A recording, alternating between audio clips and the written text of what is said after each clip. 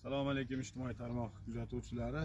Bugungi sizlarga yubagan kunlarda bir narsani eslatib qo'ymoqchiman.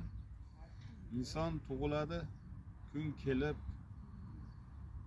o'ladi. O'lganda mana ko'ribsizlar, mana shu sizlar ko'rib turgan insonlar qachondir safimizda yurgan edi. Lekin kim qachon o'lishini Alloh biladi. Ulg'aygan kunlarda xalqni uchun foydali narsa qilmayotgan insonlarni ko'rib oxirat obod bo'lsin deya olmaymiz. Chunki svet o'chganda tabiiy gazlar yonyapti. Svet yonishi bilan tabiiy gaz o'chyapti. Qishda ro'zai Ramazonda xalq qiynayotgan ayrim insonlar ko'zlarini ochinglar. Bir kun kelib mana shunaqa joylarga kelib 32 dona g'ish urilgandan keyin nakallayna turib javob berasiz. Bu dunyoda yashab olyapsiz, lekin oxirat uchun nima qilyapsiz? Lekin shahar bilan qishloqni ajratayotgan ayrim rahbarlar ko'zlarini ochib olinglar. Qishda mana ko'cha chiroqlarida uzib ketdilaring. Lekin shahar uzilmadi. Endi mana kechagi kunda hozir videoda oxirida bitta nima qo'yaman, kecha video qo'yganman. Hatto mahallalarga ketayotgan gazni giripiga motorchi qo'yib, ayrim gal ustiga bolalar deysizmi? O'sha mahallada halol bilan haromni farqiga boradigan hojakalar yashayotgandir, hojonalar yashayotgandir. Lekin o'shani kecha men ko'rib, bu dunyoda mana bu videoni chiqarishimdan maqsad bu dunyoda sal o'zlaringni ayrim odamlar yig'ishtirib olinglar.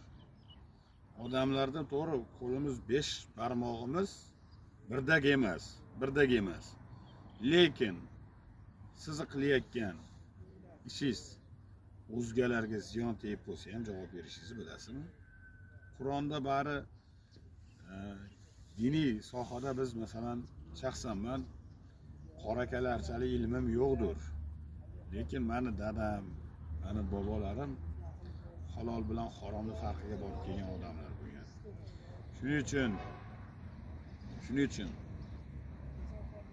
bugun tirik ekanmiz, oxiratga o'zimiz uchun nimadir olib ketish uchun harakat qilaylik. Qaysidir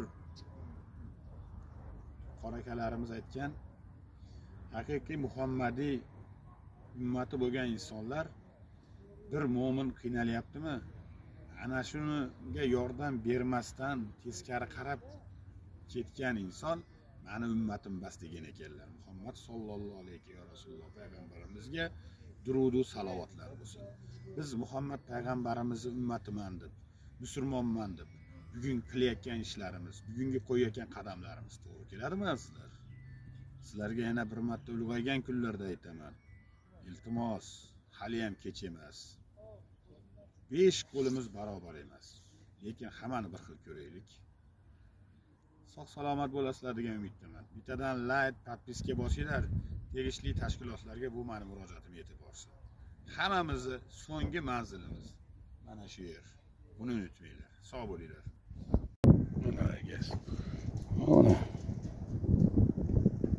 Ona motorchi.